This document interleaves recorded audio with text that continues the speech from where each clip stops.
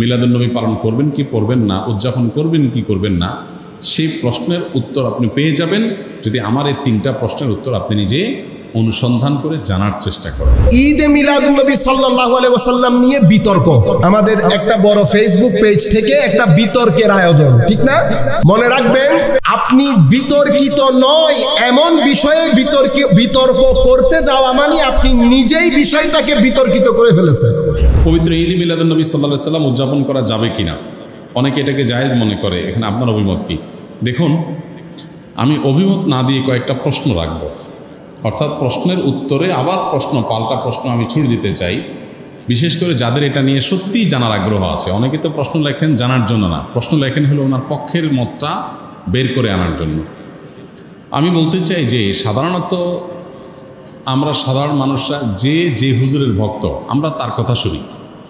যে হুজুর মিলাদুন্নবীর পক্ষে, তার ভক্তরা মিলাদুন্নবীর পক্ষে কথা বলে এবং সেরকম দলিল খুঁজে বের করে সোশ্যাল মিডিয়াতে সেটা নিয়ে লেখালেখি করে।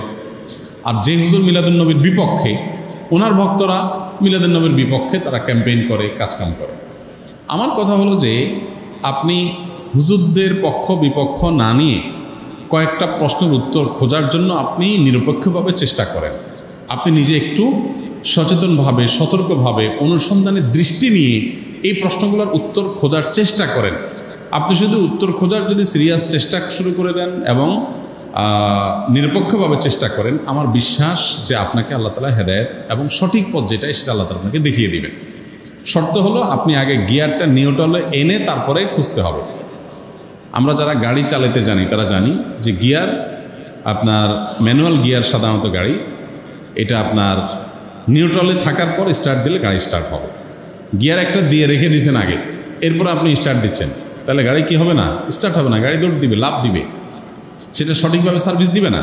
এখন আপনি নিজে আগে মিলাদুন্নবীর পক্ষের অথবা বিপক্ষের একটা গ্রুপের থেকে এরপরে বলতেছেন হ্যাঁ এই ব্যাপারে আপনি কি বলেন, কোরআন হাদিসে কি আছে, আপনি জানার চেষ্টা করছেন।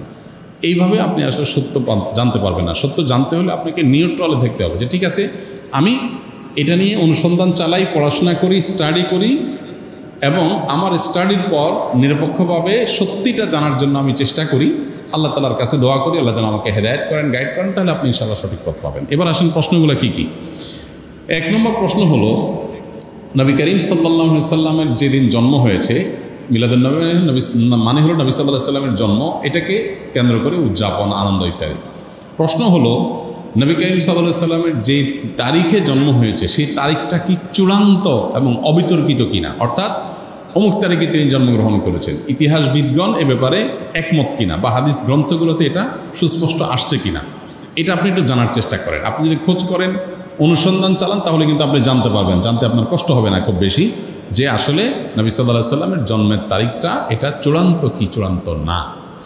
আপনি যদি অনুসন্ধান করেন আপনি দেখতে পাবেন যে নবী সাল্লাল্লাহু আলাইহি সাল্লামের জন্মের এক্সাক্ট তারিখ নিয়ে ইতিহাসবিদদের মধ্যে নানা রকমের মত আছে। তাহলে কিভাবে আপনি চূড়ান্তভাবে একটা দিনকেই নিশ্চিত করে ধরে সেদিনকে আপনি উদযাপনে যেতে পারেন? নাম্বার 1, আপনি খোঁজার চেষ্টা করেন যে ওনার জন্মের তারিখটা এটা কি সুনির্ধারিত, অবিতর্কিত, নাকি এটা নানা মত আছে, আপনি একটু পড়াশোনা করার চেষ্টা করেন। নাম্বার 2, নবী করিম সাল্লাল্লাহু আলাইহি সাল্লামের জন্মের তারিখটাকে তিনি নিজে উদযাপন করেছেন কিনা প্রতি বছর, এটা আপনি একটু জানার চেষ্টা করেন। তিনি যদি নিজের জন্ম উদযাপন না করেন, তাহলে তার সিনিয়র সাহাবি যারা 4 খলিফা আরও যারা আছেন, এই সমস্ত সাহাবিরা কেউ যারা যারা নবী সাল্লাল্লাহু আলাইহি ওয়াসাল্লামকে সবচেয়ে বেশি ভালোবাসতেন, নবী সাল্লাল্লাহু আলাইহি ওয়াসাল্লামের ভালোবাসার দোহাই দিয়েই তো আমরা এটা করি, তো তারা যারা নবী সাল্লাল্লাহু আলাইহি ওয়াসাল্লামকে এর ভালোবাসায় যারা উত্তীর্ণ হয়ে গেছেন, ভালোবাসায় যারা প্রমাণিত, তার আশেকে রাসূল বলি, যেটাই বলি আমরা তথাকথিত, এই জায়গাটায় যারা ইতিমধ্যে প্রমাণিত হয়ে গেছেন, সেই সাহাবিরা যাদেরকে কোরআনে আল্লাহ সার্টিফিকেট দিয়েছেন নবী সাল্লাল্লাহু আলাইহি ওয়াসাল্লামের আনুগত্যের ব্যাপারে, ভালোবাসার ব্যাপারে, সেই মানুষগুলো নবী করিম সাল্লাল্লাহু আলাইহি সাল্লামের জন্মদিবস উদযাপন করেছেন কি করেন নাই, আপনি এই বিষয়ে একটু খোঁজ নেন, তথ্য উপাত্তগুলো ভেরিফিকেশন করেন, যাচাই করেন। তৃতীয়ত হলো যে জন্মদিবস উদযাপনের এই কালচার কোত্থেকে আসছে, আপনি এটাও জানার চেষ্টা করেন। আপনি যদি এটা নিরপেক্ষভাবে এটা শুরু কোত্থেকে আসে দেখেন, আপনি দেখবেন এটা অগ্নিপূজক, প্রকৃতি পূজারী তাদের কাছ থেকে আসছে। এবং একসময় খ্রিস্টান ধর্মেও এই জন্মদিবস উদযাপন করাটার ব্যাপারে নিরুৎসাহিত করা হতো, নিষিদ্ধ করা হতো।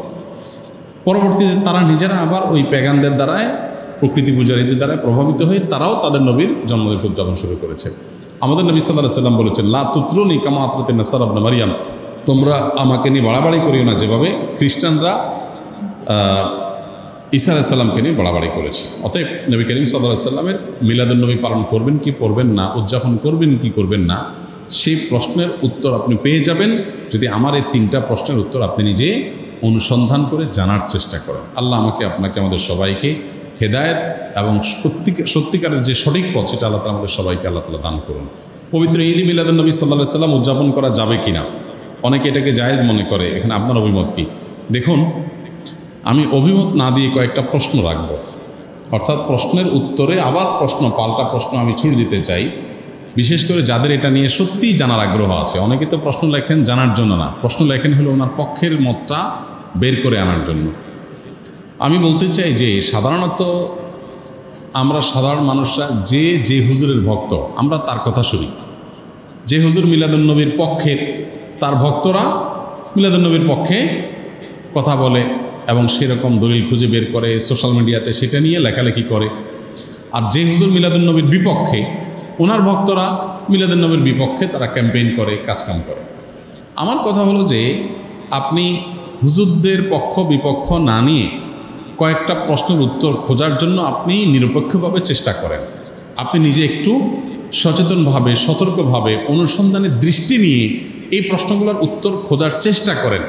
আপনি শুধু উত্তর খোঁজার যদি সিরিয়াস চেষ্টা শুরু করে দেন এবং নিরপেক্ষভাবে চেষ্টা করেন, আমার বিশ্বাস যে আপনাকে আল্লাহ তাআলা হেদায়েত এবং সঠিক পথ যেটাই সেটা আল্লাহ তাআলা আপনাকে দেখিয়ে দিবেন।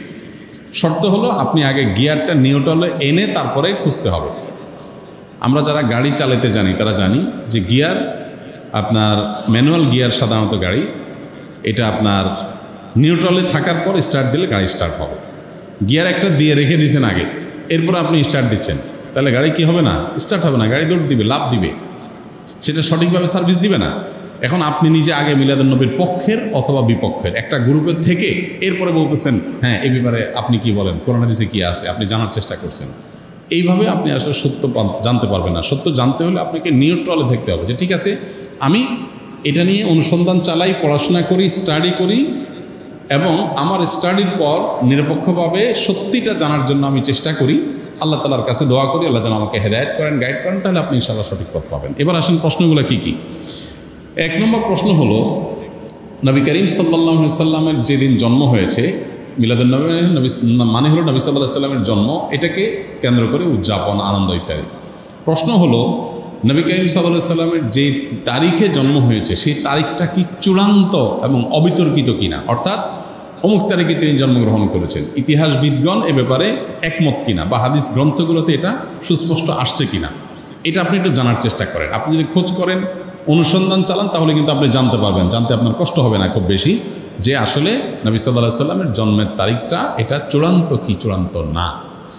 আপনি যদি অনুসন্ধান করেন আপনি দেখতে পাবেন যে নবী সাল্লাল্লাহু আলাইহি সাল্লামের জন্মের এক্সাক্ট তারিখ নিয়ে ইতিহাসবিদদের মধ্যে নানা রকমের মত আছে। তাহলে কিভাবে আপনি চূড়ান্তভাবে একটা দিনকেই নিশ্চিত করে ধরে সেদিনকে আপনি উদযাপনে যেতে পারেন? নাম্বার 1, আপনি খোঁজার চেষ্টা করেন যে ওনার জন্মের তারিখটা এটা কি সুনির্ধারিত, অবিতর্কিত, নাকি এটা নানা মত আছে, আপনি একটু পড়াশোনা করার চেষ্টা করেন। নাম্বার 2, নবী করিম সাল্লাল্লাহু আলাইহি সাল্লামের জন্মের তারিখটাকে তিনি নিজে উদযাপন করেছেন কিনা প্রতি বছর, এটা আপনি একটু জানার চেষ্টা করেন।